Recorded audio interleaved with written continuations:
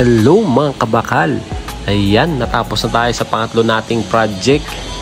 Ayan, medyo mahirap nga lang dito kasi mahigpit po sila sa pag-grind. Kailangan malinis. Ayan, kailangan malinis na malinis.